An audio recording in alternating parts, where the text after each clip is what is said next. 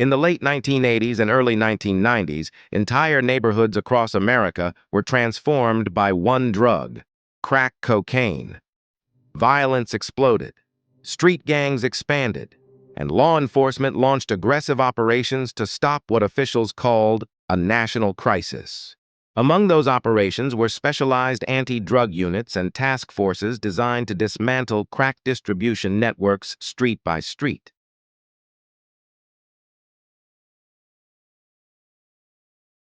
Crack cocaine spread rapidly through many American cities during the 1980s.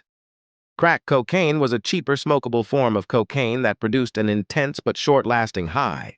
As addiction rates increased, so did violent crime linked to drug markets. Many communities experienced gang conflicts, shootings, robberies, and overcrowded prisons. Federal, state, and local authorities launched large-scale anti-drug operations. Drug Enforcement Administration expanded efforts targeting trafficking organizations. Specialized task forces were formed to conduct surveillance, infiltrate networks, coordinate raids, and disrupt street-level distribution. Many departments created narcotics squads using undercover officers and informants. Anti-drug task forces relied heavily on intelligence gathering. Operations often involved wiretaps, undercover purchases, confidential informants, surveillance teams, and coordinated warrants. Authorities attempted to identify suppliers, distributors, and gang structures connected to crack sales. In many cities, crack markets became linked to violent territorial disputes. Drug organizations fought over corners, apartment complexes, and distribution routes. Law enforcement agencies increasingly treated narcotics enforcement like organized crime investigations. Some cities introduced heavily armed tactical raids aimed at disrupting violent trafficking groups.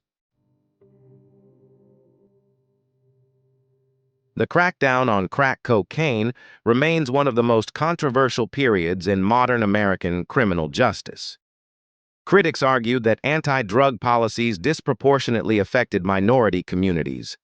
War on drugs led to major increases in incarceration rates during the 1980s and 1990s.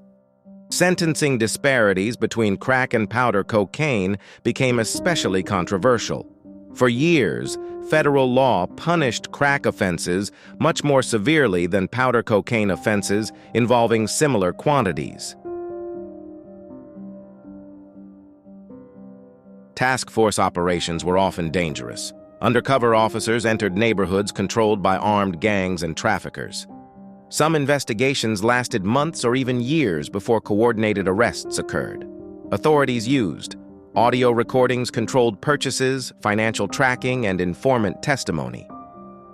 By the late 1990s, crack-related violence declined in many cities.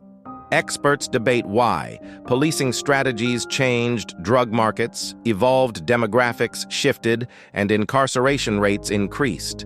Some officials credited aggressive enforcement. Others argued the social costs were enormous. The crack epidemic left deep scars: addiction, broken families, violence, and long prison sentences. Communities affected by both drug crime and aggressive policing continue debating the legacy of the era today. The anti-crack task forces represented one of the largest domestic law enforcement campaigns in modern American history. They changed policing, criminal justice, and entire communities. And decades later, the debate continues over whether the war on crack solved a crisis or created new ones.